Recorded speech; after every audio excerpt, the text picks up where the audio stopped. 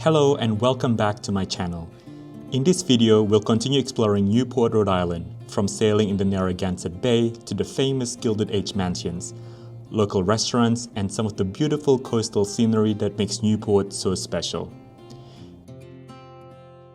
If you're flying in from somewhere else like me, Newport is located about 35 minutes from Rhode Island TF Green International Airport. As an alternative, you can also take the Amtrak Northeast Corridor to Providence Station before making your way down to Newport.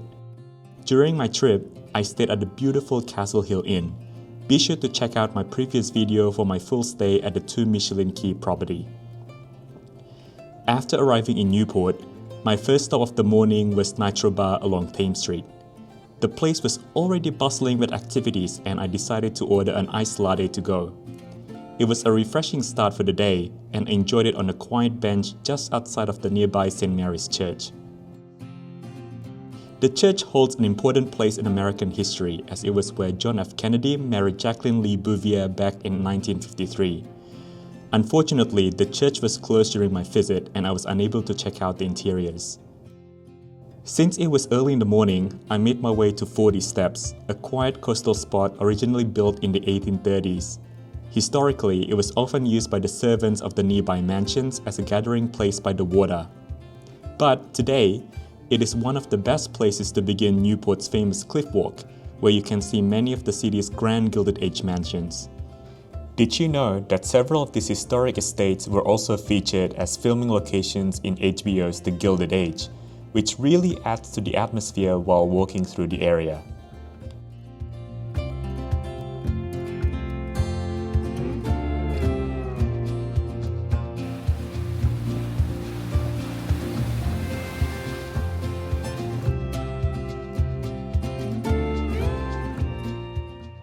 Well, I didn't do the full 3.5-mile stretch of the cliff walk, but as I reached the northern end, I stopped by the Chanler for a cappuccino at their lounge called the Living Room, which really turned out to be a beautiful place to relax for a little bit.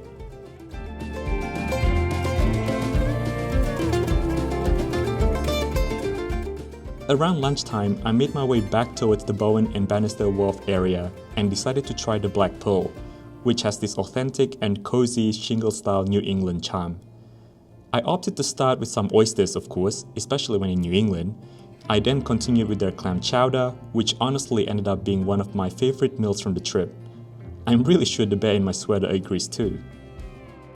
But if you're looking for something a little different, the mooring is just a short stroll away and has a really airy waterfront atmosphere, where I enjoyed some fresh seafood, including this amazing caviar cone, along with some seared cod and scallops. No visit to Newport is really complete without checking out some of the local shops.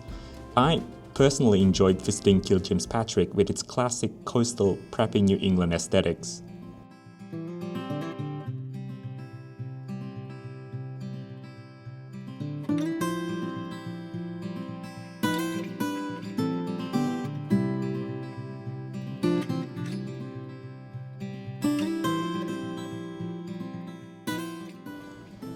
In the afternoon, I also really enjoyed spending some time at the great lawn of the Castle Hill Inn, watching the sun slowly goes down while sailboats passes through, all while sipping on a cocktail. Now, Newport is truly known for its sailing culture. The city has long been an important port since the 18th century and famously hosted America's Cup for more than 50 years between 1930 and 1983. So honestly, no visit to Newport feels complete without experiencing the water for yourself. For this trip, I decided to book a private sunset sailing charter with on-watch sailing. As we left the dock, the excitement was immediately palpable, and it was amazing seeing Newport from an entirely different perspective out on the water. Along the way, I noticed several gigantic ships with these massive vertical structures. These are actually boat-lift vessels currently being used to help transport and install foundations for offshore wind farms. Other landmarks visible from the bay included the Clingstone, a unique house perched on a rock in the middle of the water, as well as the Castle Hill Mansion, the Great Lawn, and its very own lighthouse. As we sailed farther towards the Atlantic past Castle Hill, it was eventually time to turn back before fully entering the open ocean. Not long after, the wind really started to pick up and it finally felt like a true sailing experience. Captain Green was kind enough to let me take the helm for a little while and even teach me a thing or two about sailing, which I genuinely appreciated.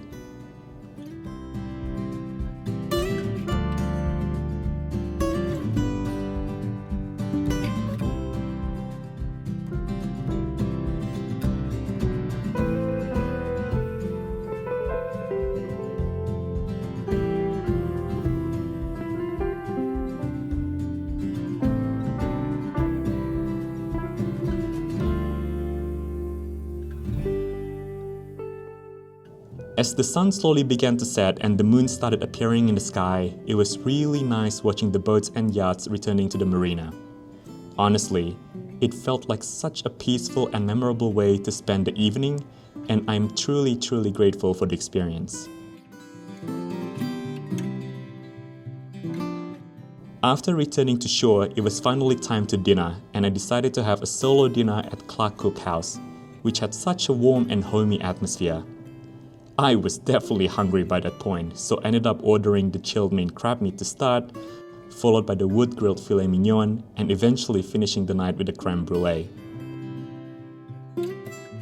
Overall, I really enjoyed my time in Newport, and it's honestly a place I cannot wait to come back, especially during the summer season. Thank you so much for joining me on this trip to Newport, Rhode Island. If you enjoyed the video, please feel free to like and subscribe, and I'll see you again in the next journey.